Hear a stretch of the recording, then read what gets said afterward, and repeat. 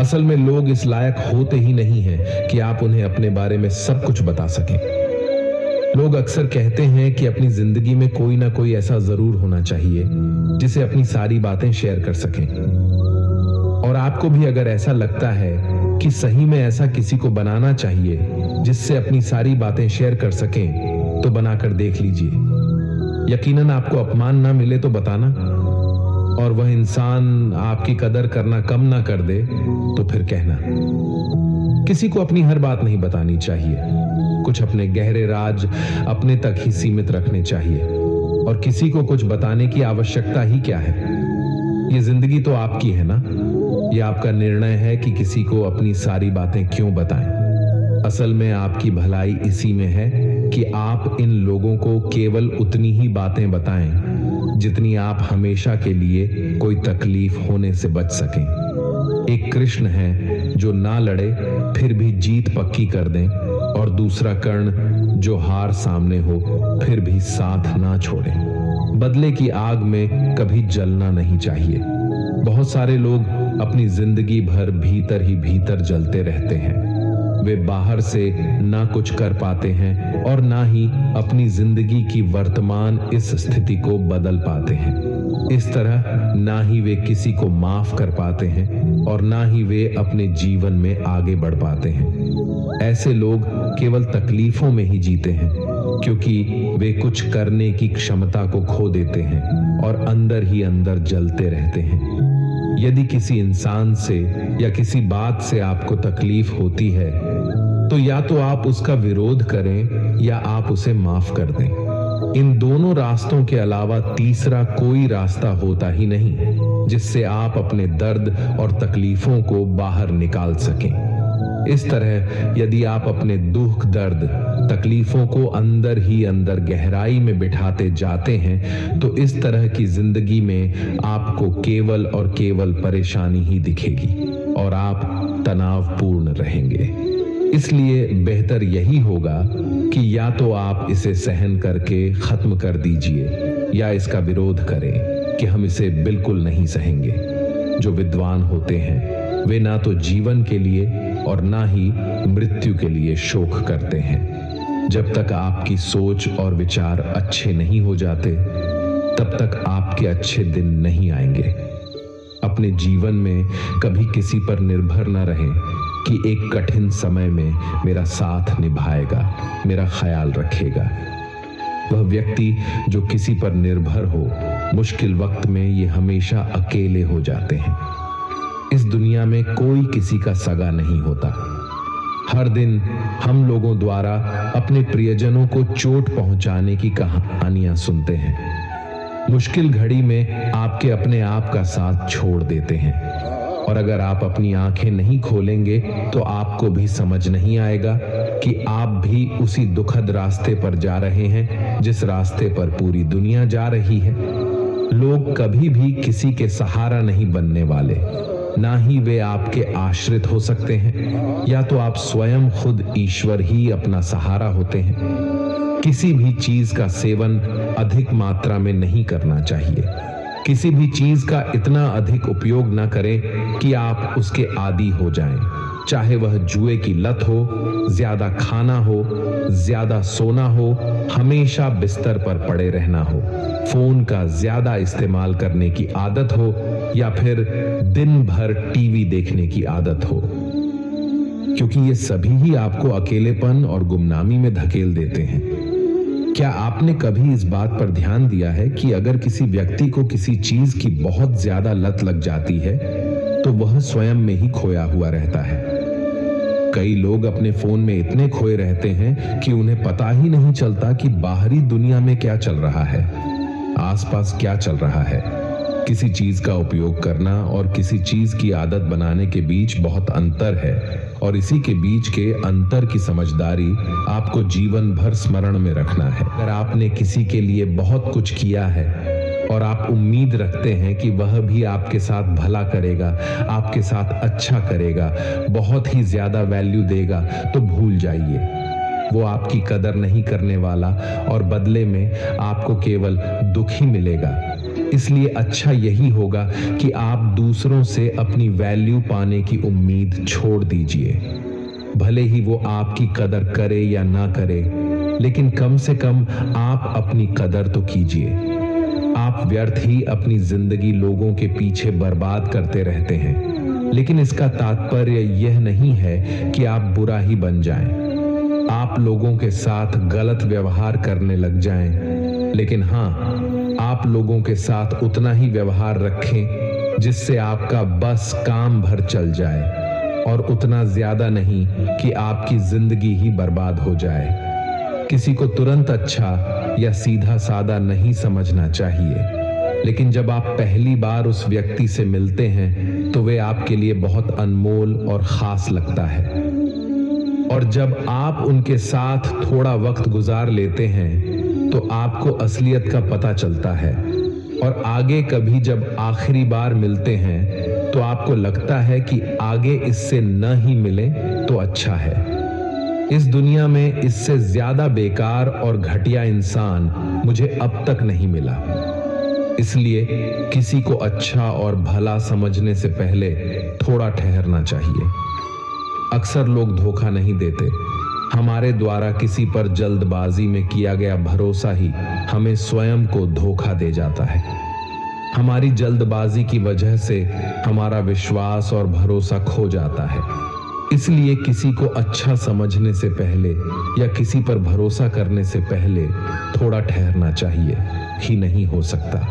जो मनुष्य अपने कर्म के फल की चिंता नहीं करता है और जो अपने कर्तव्य का पालन करता है, वही असली योगी होता है।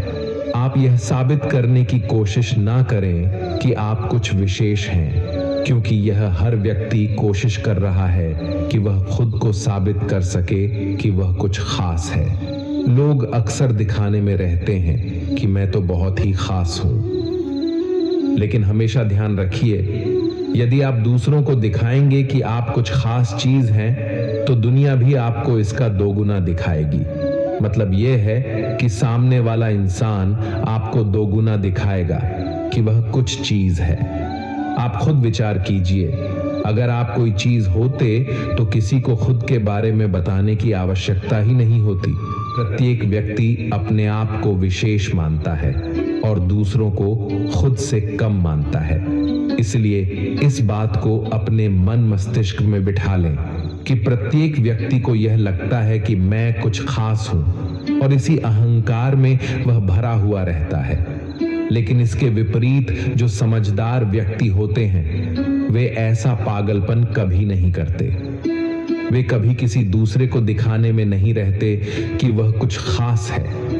अगर वे समझदार व्यक्ति कुछ बन जाते भी हैं तो फिर कुछ दिखाने की आवश्यकता ही नहीं रह जाती, क्योंकि देखा जाए तो दुनिया आपको कुछ समझते ही नहीं है, चाहे आप कितना भी कुछ हासिल क्यों न कर लें। इसीलिए अच्छा यही होगा कि आप किसी को यह मत दिखाओ कि आप बहुत ही विशेष हो।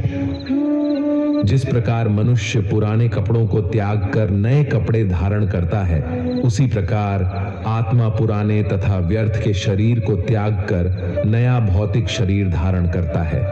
ईश्वर, ब्राह्मणों, गुरुओं, माता पिता जैसे गुरुजनों की पूजा करना तथा पवित्रता, अहिंसा, ब्रह्मचर्य और सरलता ही शारीरिक तपस्या होती है। आगे चलकर सुख भोग सकता है, लेकिन हाँ, दुख देने वाला कभी सुखी नहीं हो सकता। जो मनुष्य अपने कर्म के फल की चिंता नहीं करता है और जो अपने कर्तव्य का पालन करता है, वही असली योगी होता है। आप यह साबित करने की कोशिश ना करें कि आप कुछ विशेष हैं, क्योंकि यह हर व्यक्ति कोशिश कर रहा है कि वह खुद को साबित कर सके कि वह कुछ खास है। लोग अक्सर दिखाने में रहते हैं कि मैं तो बहुत ही खास हूं। लोगों से दुनिया में कभी उम्मीद नहीं रखनी चाहिए। इस बात को हमेशा स्मरण रखें कि संसार में केवल ईश्वर और आपके के अपने स्वयं के सिवाय और कोई भी आपका साथ नहीं देने वाला है। आपको अपनी लड़ाई खुद ही लड़नी होगी। अगर आपको अपनी समस्या से लड़ना है तो दूसरों से उम्मीद क्यों रखना है और खुद को कमजोर क्यों समझना? इसलिए किसी और से उम्मीद की आशा न रखें कि वह मुश्किल समय में आपकी मदद करेंगे। आपकी मदद केवल ईश्वर और आप स्वयं ही कर सकते हैं और कोई तीसरा नहीं। एक सच्चा व्यक्ति किसी झूठे को तब तक नहीं हरा सकता जब तक कि वह खुद खड़ा ना हो और झूठ, अन्याय और गलत के खिलाफ न लड़े। कई लोग कहते हैं कि आज के युग में प्रायः देखा जाता है कि झूठे लोगों की जीत हो जाती है, लेकिन असल में यह सत्य नहीं होता। झूठ बोलने वाला जीतता है, क्योंकि सच्चा व्यक्ति अपने साथ हुए अन्याय के खिलाफ नहीं बोलता है। जो व्यक्ति सच्चा है, अगर वह अन्याय के खिलाफ आवाज न उठाए और झूठा व्यक्ति झूठ का जोर शोर से प्रचार करे, तो लोग सोचेंगे कि झूठे व्यक्ति की आवाज ही सत्य है। पांडव ईमानदार थे, सच्चे लोग थे। वे सदैव धर्म के मार्ग पर ही चलते थे और उन्होंने अपने जीवन में कभी कोई अन्याय नहीं किया, लेकिन उन्होंने सबसे अधिक कष्ट सहा। जीवन भर अपने से बड़ों की आज्ञा का पालन करते रहे, भले ही यह मानते हुए कि यह गलत है, यह अधर्म है, फिर भी वे चुपचाप सहते रहे। वे इस मानसिकता को अपनाए कि यदि हमारे बड़े बुजुर्ग हमें कुछ कहते हैं तो हमें उसका पालन करना ही चाहिए, भले ही वह अधर्म क्यों ना हो जो असल में गलत है। पांडव सदैव सत्य के मार्ग पर चले हैं। हालांकि बदले में उन्हें केवल दुख ही मिला और केवल परेशानी का सामना करना पड़ा, क्योंकि वे हमेशा दूसरों द्वारा अपने साथ किए गए अन्याय को, अधर्म को भी चुपचाप सह लेते थे। सहते सहते उनके जीवन में एक दिन ऐसा भी आता है कि जब उन्हें खुद खड़े होकर इस अन्याय का प्रतिकार करना पड़ता है, इस अन्याय से लड़ना होता है और हथियार उठाना होता है। यदि वे उस अन्याय के खिलाफ नहीं लड़ते तो शायद उन्हें कभी न्याय नहीं मिल पाता। और इसके अलावा दुर्योधन दुनिया को यह कहता रहता कि पांडव ही अन्यायी हैं और वह खुद यानी कि दुर्योधन पुण्यात्मा है। जो लोग कहते हैं कि अब इस दुनिया में सच्चाई की कोई वैल्यू नहीं है, तो असल में उन्हें यह समझना चाहिए कि यह जमाना चुपचाप रहने का नहीं है। आप सच्चा बने या अच्छा बने वह सही है, लेकिन मूर्ख न बने कि कोई भी आपको आसानी से बेवकूफ बना दे और आप सच्चे होते हुए भी आपको गलत साबित कर जाए। जब लोग किसी के गलत काम का स्वयं जवाब नहीं दे पाते हैं तो वे कहते हैं कि ईश्वर स्वयं उसके गलतियों को देख लेगा। भगवान ने आपको भी तो बुद्धि दे रखी है। यदि ईश्वर को सब कुछ देखना ही है तो आपका क्या ही काम है।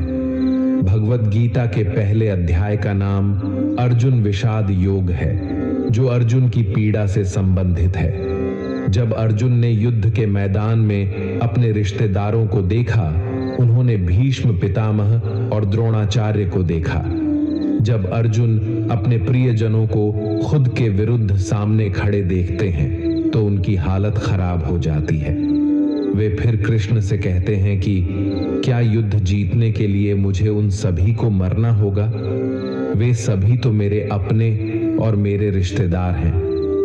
अर्जुन श्री कृष्ण से कहने लगे कि यह युद्ध करने के बजाय तो मुझे इस युद्ध को त्याग करके संन्यास धारण कर लेना चाहिए और वन को चले जाना चाहिए। मुझे युद्ध नहीं करना चाहिए।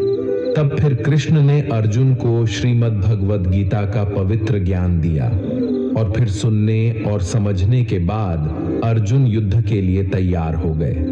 कृष्ण ने अर्जुन को समझाया कि यदि तुम अन्याय के खिलाफ नहीं लड़ोगे तो तुम ही अन्यायी और अधर्मी कहलाओगे और समाज में यह दुर्योधन द्वारा किया गया पाप बढ़ता ही जाएगा। असल में महाभारत की कहानी हम सभी की कहानी है। हमारे जीवन में कई परेशानियां लगातार आती रहती हैं, दुख आता रहता है। कई बार हमारे साथ बहुत गलत और अन्याय होता है, लेकिन अगर हम चुपचाप उसे सहते रहेंगे तो दूसरे हमारे साथ और भी ज्यादा अन्याय और गलत करते रहेंगे और चाहे कोई भी समस्या या दुख आए, हमें खुद ही उससे लड़ना होगा। यदि धोखा आपका है तो उस दुख से आपको ही लड़ना होगा। जब कोई आपके साथ कुछ गलत करता है तो आपको उसे दूर करने के लिए उसके खिलाफ आवाज उठानी ही होगी। ये दुनिया भी कमजोरों का साथ नहीं देती है। यदि आप शक्तिशाली होंगे तभी लोग आपके साथ जुड़ेंगे, लेकिन आप कमजोर हैं तो आपका कोई साथ नहीं देने वाला। इसलिए श्रीमद् भगवद गीता की इस शिक्षा को ध्यान में रखें कि अगर कोई हमारे साथ कुछ गलत करता है तो हमें उसे बर्दाश्त नहीं करना चाहिए, बल्कि उसका डट कर सामना करना चाहिए। वैसे ही अगर जीवन में दुख आता है तो हमें उससे डरना नहीं चाहिए, बल्कि उसका सामना करना चाहिए और जीवन में निरंतर आगे बढ़ते रहना चाहिए। आपके नियत से ईश्वर खुश होते हैं और दिखावे से इंसान। अब यह आप पर निर्भर करता है कि आप किसे खुश करना चाहते हैं। एहसान अपने विश्वास से निर्मित होता है। जिस प्रकार वह विश्वास करता है उसी प्रकार वह बन जाता है। जिस चीज से आप डरते हैं वह चीज आपके जीवन में वास्तविकता में हो जाती है, क्योंकि आपका डर ही उसे नकारात्मकता को आकर्षित करता है। जो व्यक्ति डरता है कि मेरा कुछ कहीं नुकसान न हो जाए तो असल में आगे चलकर उसका नुकसान ही हो जाता है। और जो लोग मन में यह डर रखते हैं कि कहीं कुछ मुझे ना जाए तो उसके साथ कुछ न कुछ हो ही जाता है। ऐसा इसलिए होता है क्योंकि जिस चीज के बारे में आप ज्यादा सोचते हैं वही चीज आपकी जिंदगी में होने लग जाती है।